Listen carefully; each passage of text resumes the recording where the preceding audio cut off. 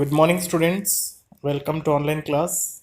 Let's start lesson number 11, work and energy. So, in previous class, we discussed about that work topic and forms of energy we started. So, today we discussed about that mechanical energy. The two types of mechanical energies are that is kinetic energy and potential energy. In that kinetic energy derivation we do it today, and potential energy, so its derivation also we do it. Okay. Mechanical energy, the energy possessed by a body on account of its motion or position, is called mechanical energy. So energy possess करेगा कोई भी body, या तो motion में रहेगा वो उसका, और या पोजीशन में रहेगा, उसी को बोलते हैं mechanical energy. Okay. Now we go to the kinetic energy. So kinetic energy definition देखो, the energy of a body due to its motion is called kinetic energy. कोई भी एनर्जी है बॉडी का, वो हमेशा क्या रहेगा, मोशन में रहेगा फिर वो. So that is called as the kinetic energy. Okay. Examples देखना, a moving cricket ball. So ball देखो, एक हिट करते क्या होगा, बॉल मूविंग होता जाएगा फिर. सो that is the kinetic energy. क्यों? बिकॉज मूविंग में है, जो भी ऑब्जेक्ट्स मूविंग में दिखाई दे रहा है, that possesses A kinetic energy. Okay. वो सारा है, उसमें कौन सा एनर्जी पूछेंगे तो काइनेटिक एनर्जी, मूविंग आते हैं इसे. और भी एग्जांपल्स देखो, रनिंग वाटर, वाटर रनिंग हो रहा है, बह रहा है, तो फिर वो भी काइनेटिक एनर्जी है. A moving bullet, bullet moving हो रहा है, सो फ्लोइंग विंड, फ्लो हो रहा है wind.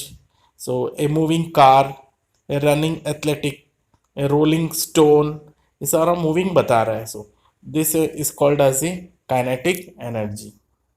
Kinetic energy is directly proportional to mass and the square of the velocity. Kinetic energy किसके ऊपर डिपेंड होता है?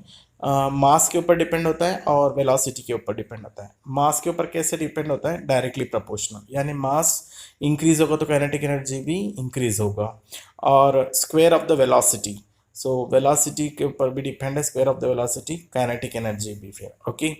So formula for kinetic energy देखेंगे.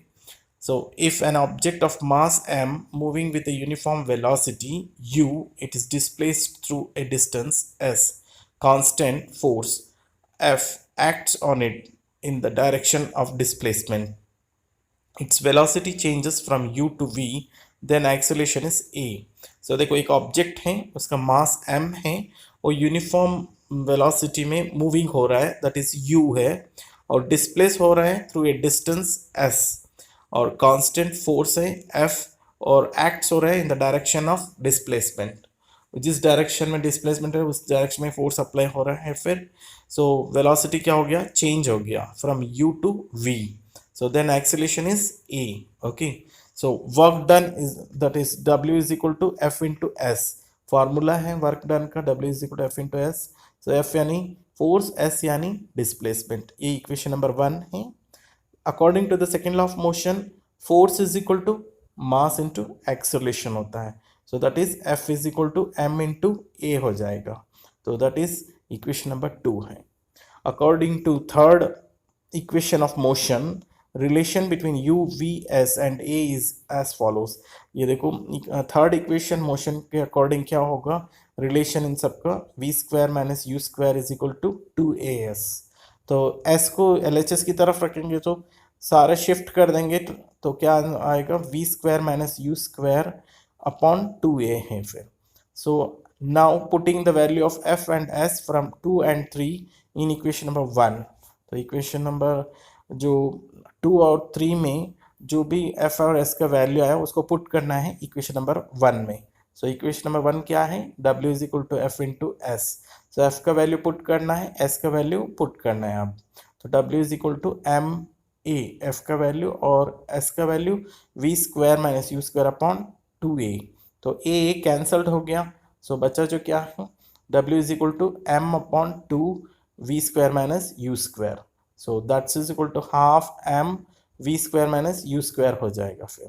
सो लेकिन अकॉर्डिंग टू द डेफिनेशन क्या है, काइनेटिक एनर्जी मूविंग में रहता है, सो तो इनिशियल क्या हो जाएगा, u ज़ीरो हो जाएगा। सो वो रेस्ट में रहता है ना, इसीलिए ज़ीरो हो जाएगा u, तो u ज़ीरो हो जाएगा तो क्या फार्मूला बना, this w is equal to half M V square बन जाएगा फिर। So work is equal to energy, so आपको पता है, so energy is capacity to do work है, तो हम वर्क को एनर्जी भी लिख सकते हैं, that is kinetic energy is equal to, यानी E K is equal to half M V square. तो काइनेटिक एनर्जी का फार्मूला क्या है, that is half M V square, M यानी मास, वी यानी वेलोसिटी।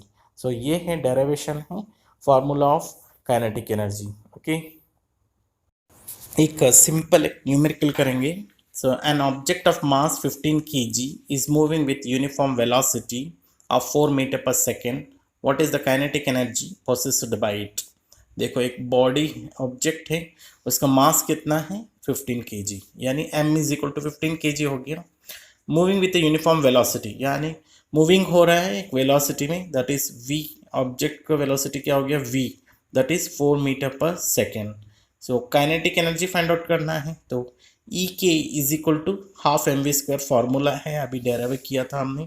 सो उसको अप्लाई करना, हाफ इंटू मास कितना है 15 और वेलोसिटी 4 है, तो 2 1 2, 2 2 4 कट हो गया फिर।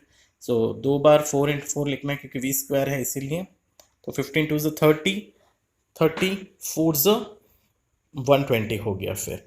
So what is the SI unit of kinetic energy, joule. Energy कहीं कोई भी एनर्जी आने तो उसका एसआई यूनिट हमेशा जूल ही रहेगा।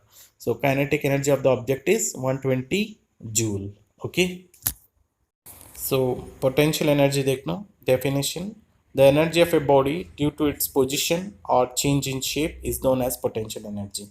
सो एनर्जी बॉडी के अंदर रहता है ना, क्यों, ड्यू टू इट्स पोजीशन, या उसके पोजीशन के कारण, या चेंज इन शेप, या उसके पोजीशन से उसका शेप चेंज करेंगे तो that is known as a potential energy. So examples देखो, इजी समझ में आ जाएगा। वाटर केप्ट इन डैम, देखो डैम के अंदर वाटर स्टोर करके रखा है, यानी मूवमेंट नहीं हो रहा है, तो स्टोर हुआ है, तो उसको हम बोलते हैं potential energy फिर। Okay, so it can rotate turbine to generate electricity due to its position above the ground। so ये क्या करता है, डैम के अंदर वाटर स्टोर करके रखते हैं, तो वो फ्लो होगा, तो टर्बाइन रोटेट होगा, इलेक्ट्रिसिटी प्रोड्यूस करेगा। क्यों प्रोड्यूस कर रहा है इलेक्ट्रिसिटी, जब वो पोजीशन किस में था, जब स्टोर से कन्वर्ट होकर काइनेटिक एनर्जी में हुआ था, और वो हो गया एग्जाम्पल है। सेकेंड है wound up spring of a toy car, it possesses potential energy which is released during unwinding of spring, so toy car moves। so ये देखो, आप कोई भी टॉय कार में जो स्प्रिंग लगा के रखते हैं, उसको आप की लगाएंगे, तो की को आप फिल करते जाएंगे, तो वो क्या होगा, स्प्रिंग क्या होता जाएगा, वाइंड अप होता जाएगा, और जैसे वो की को छोड़ेंगे, रिलीज करेंगे, तो वाइंड अप हुआ जो, वो क्या हो जाएगा, स्प्रिंग खुल जाएगा फिर। सो उसके अंदर क्या प्रेजेंस है, पोटेंशियल एनर्जी प्रेजेंस था, इसीलिए फिर वो कार मूव्स हुआ था फिर। तो दैट इज पोटेंशियल एनर्जी के एग्जाम्पल है। थर्ड है देखो, bend string of bow, a potential energy due to change of its position, deformations released in the form of kinetic energy while shooting an arrow। ये देखो कोई भी shooting कर रहा है तो क्या करेगा, ये एरो, बो एंड एरो होता है ना, सो उससे देखो खींच के रखता है स्ट्रिंग को, वो स्ट्रिंग खींच के रखा तो बो के ऊपर क्या हो गया, एनर्जी मिल गया, पोटेंशियल एनर्जी, तो रिलीज होते ही वो क्या होने लग जाएगा, मूव होने लग जाएगा। जो मूव हो रहा है, जो काइनेटिक एनर्जी वो स्टोर करके रखा था जो स्ट्रिंग के अंदर, वो एनर्जी था पोटेंशियल एनर्जी फॉर।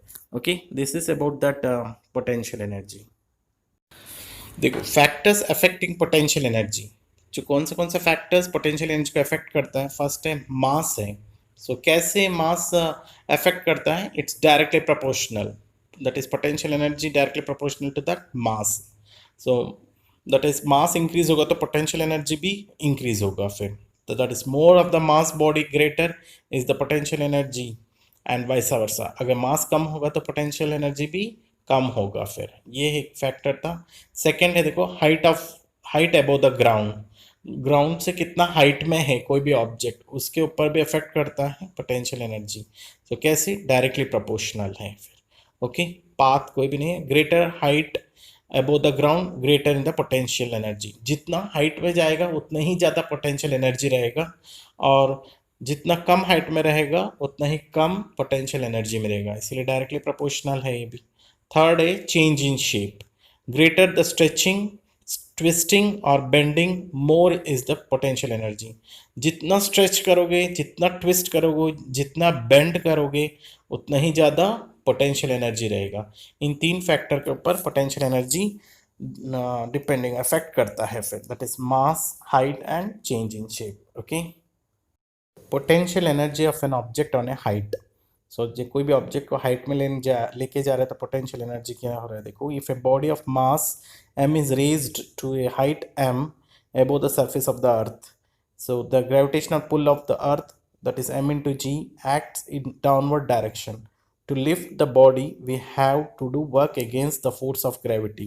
So कोई भी एक बॉडी है, उसका मास m है, उसका हाइट रेज्ड हो रहा है h जितना above the surface of the earth, तो ग्रेविटेशनल पुल यानी ग्रेविटेशन अपनी तरफ खींच रहा है उस ऑब्जेक्ट को भी। सो दैट इज कितना, m इंटू जी में। So it acts downward direction, वो पुल कर रहा है तो downward action, downward direction act करेगा। To lift that body we have to do work against the force of gravity. So हमें वो लिफ्ट करना है तो बॉडी को हम ग्रेविटी के अगेंस्ट में वर्क करना है। तो work done is W is equal to force into displacement. तो फॉर्मूला है that is W is equal to force का क्या है अकॉर्डिंग टू दैट, ये gravitational pull formula m into G हो गया। तो डिस्प्लेसमेंट यानी h है। So W is equal to क्या हो जाएगा, mgh। m यानी मास, g यानी ग्रेविटी ऑफ, और h यानी हाइट है। सो पोटेंशियल डिफरेंस का फार्मूला क्या है पूछेंगे तो PE, दैट इज EP लिख सकते हैं। EP is equal to mgh। Okay, so ये दिखाई दे रहा है आपके डायग्राम है, कुछ हाइट में गया है तो फिर फर्स्ट पाथ में है, फिर सेकंड पाथ में खींच रहा है जो वो जी डाउन डायरेक्शन में बता रहे हैं फिर। ओके, ए सिंपल प्रॉब्लम है पोटेंशियल एनर्जी फाइंड आउट करने का। If a body of mass 10 kg is raised to a height of 6 metre above the earth, calculate its potential energy. Solution देखना, potential energy formula क्या है, mgh। Okay, mass of the body कितना है, m 10 kg, और height above the earth यानी h 6 metre दिया हुआ है। एक्सीलेशन ड्यू टू ग्रेविटी यानी g कितना दिया है, 10 मीटर पर second square. So potential energy is equal to, that is EP is equal to क्या होगा, mgh है। m का वैल्यू 10 है और g का वैल्यू 10 है और हाइट का वैल्यू 6 है, तो मल्टीप्लाई करेंगे तो कितना आया, 600 जूल। सो द दस potential energy of body is 600 joules. Okay, so rest of the topic we will continue in the next class. Until you take care yourself, be safe. Okay.